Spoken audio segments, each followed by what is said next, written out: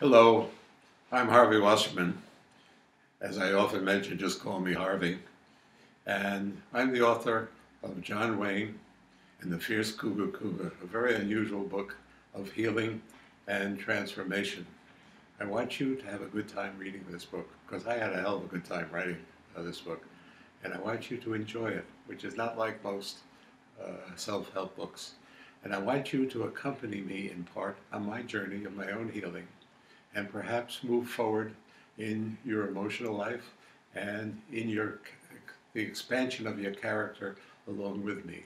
There'll be many exercises, and I want you to be able to try them and use them when they specifically talk to some place in which you are constricted or unhappy.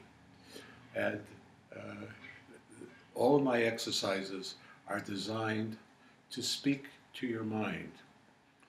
You know how there are horse whisperers and dog whisperers? Well, there's a field that I call mind whispering. It has been shown scientifically that the brain, if properly spoken to, can relearn many old teachings to remove the old teachings which are no longer functional, which are even toxic, and replace them with the ones that are expansive and positive.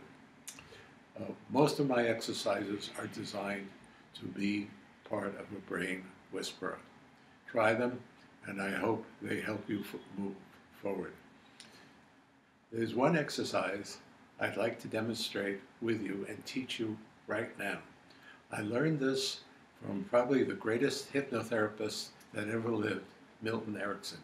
When I talk to people who are professional hypnotherapists, and they know I met and worked with Milton Erickson, they practically kiss my feet. He's worshipped.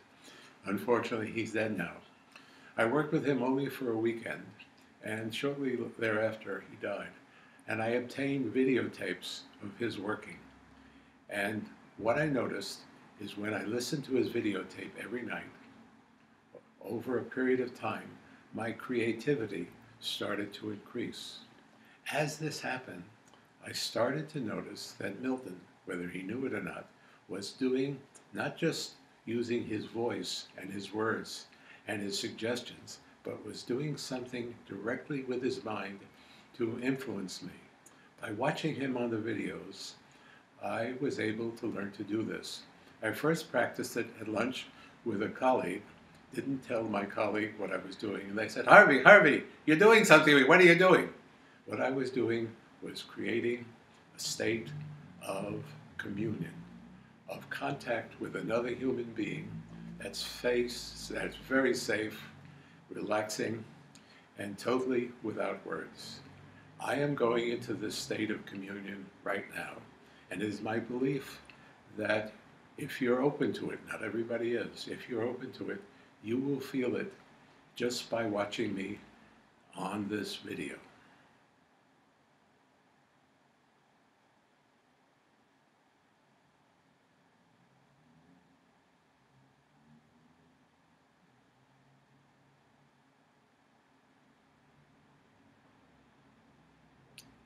If you feel your consciousness changing, don't fight it, just relax. Nothing bad can happen.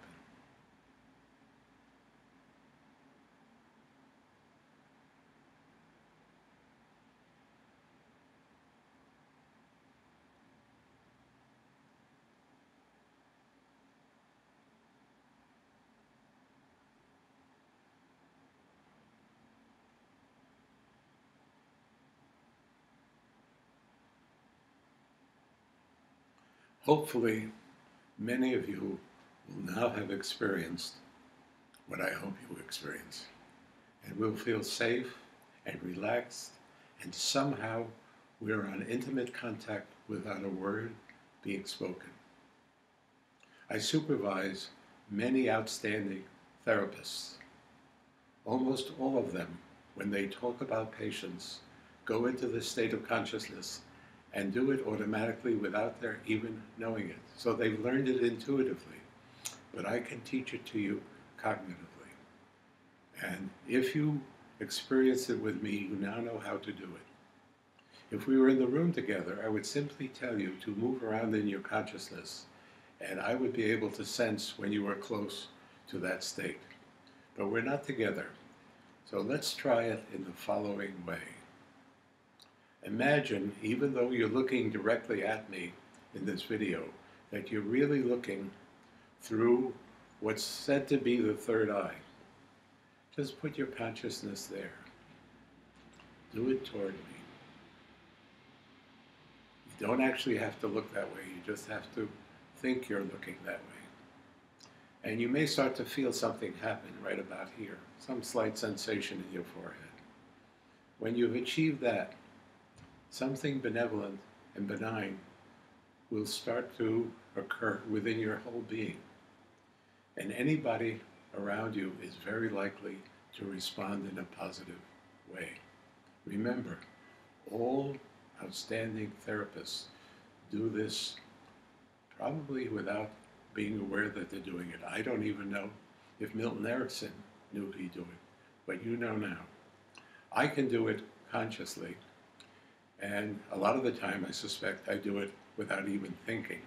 I particularly do it with people who've been very, very hurt in their lives and find it very difficult to trust anyone.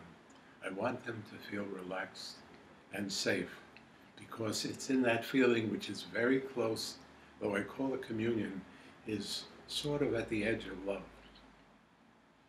Because if love is real, it's safe and peaceful. And in that state, they can relax and their minds are much more open to a transformational healing experience. I hope this works for you.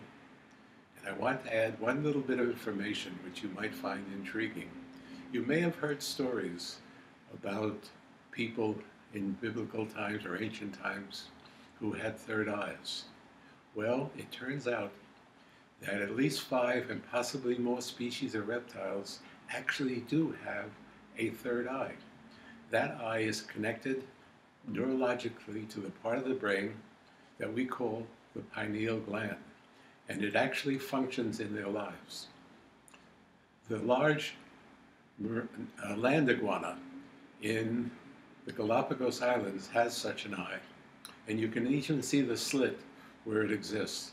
There were some early experiments in which they cut the connection, and in baby organisms, they never grew up to be mature organisms, and in mature land iguanas, they lost their orientation to day and the night. So maybe there's some connection between where the third eye theoretically would be and something that affects your brain and your nervous system.